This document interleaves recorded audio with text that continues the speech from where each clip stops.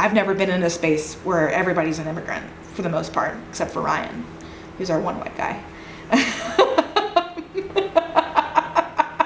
I've never been in that kind of space before, and that's been so healing. I'm Rebecca Etzine. I'm directing 99 Histories by Julia Cho. 99 Histories is about Eunice Kim, who is a first-generation American, Korean American, who unexpectedly finds herself pregnant and comes home. And in the process of coming home, she and her mother basically unpack their shared trauma and the events that led to her prematurely ending her career as a concert cellist at the age of 15. She basically goes on a journey of learning to forgive her mother for the imperfect ways that she loved her. And parallel to that, learning to love herself as a person with a mental illness. It's a non-specified mental illness. And learning to accept that she is just as valuable with that illness as she was when she was well.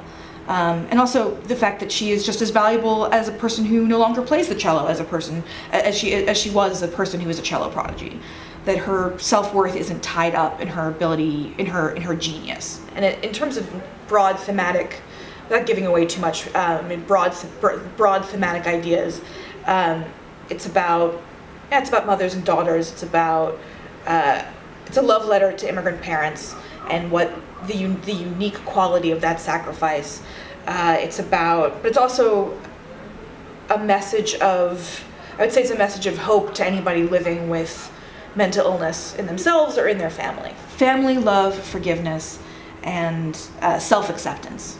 So this was the last play I read in my search, and I chose this play because it made me feel, first and foremost, it made me feel seen. Because I am a first-generation American, and I have a very, very similar relationship with my mother as the one that's described as the one that's depicted in this play. And I mean, there were lines in this play that my mother has said almost verbatim to me, and things that I have said to my mother almost verbatim, which is going to be awkward when she comes to see it.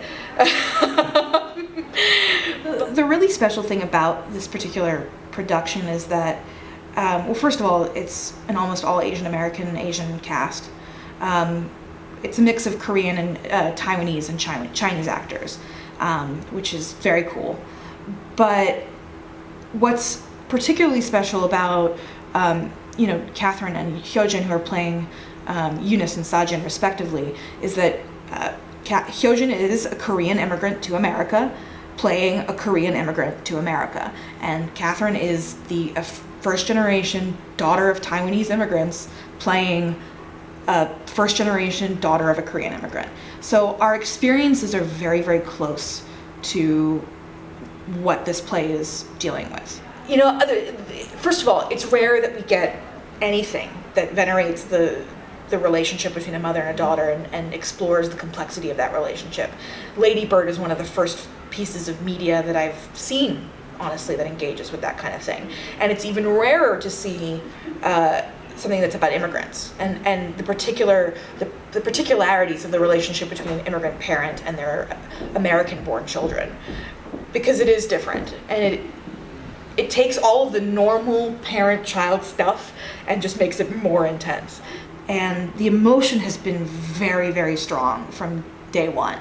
It's been a lot of crying, a lot of like intentional crying, not self-indulgent crying, but also just that sometimes we'll hit a line in the play and it's like, oh my God, that's so real.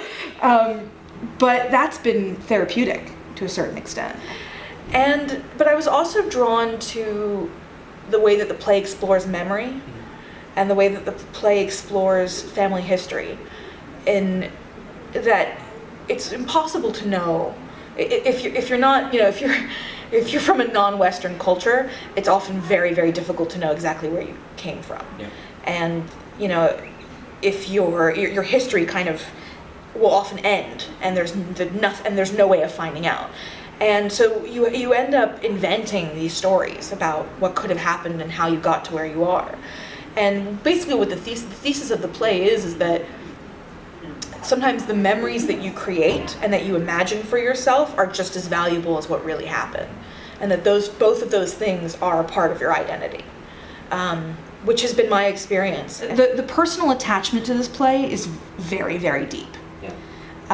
So the usual job of the director of getting everybody to care about this thing that you already care about, it was kind of done before we walked into the room. And so but the unique challenge of that is just how personally it touches all of us.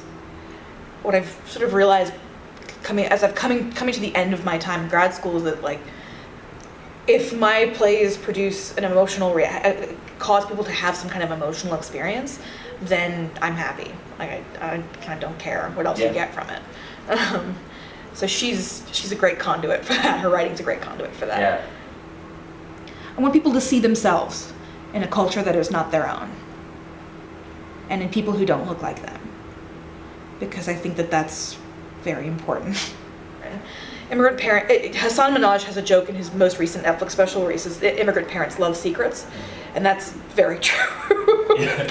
Very true. That's a big part of this play, is an immigrant parent who loves her secrets a little bit too much. Yeah. Everybody knows how difficult it is to have to be a part of a family. Everybody has some kind of trouble and challenges with their mom. Like, that's not or with any parent. Everybody has a complicated. Sometimes almost everybody has complicated relationships with their parents, and that's not a culturally specific experience. And if we all come away with a better understanding of, if you're a parent yourself and you walk away sort of thinking, like, this is what I'm not communicating with my children in the way that they need me to communicate with them, and if as somebody who doesn't have a child, who comes to it like, I think I understand what my mom was feeling better all these years, and that's a good thing. That's a positive thing. My name is Rebecca Etzine, and I'm directing 99 Histories, the second show in the New Visions Festival.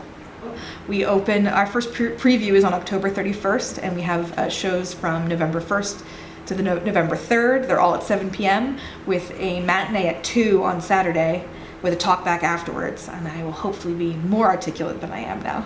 That's the director. Love that. Okay, awesome. Don't look.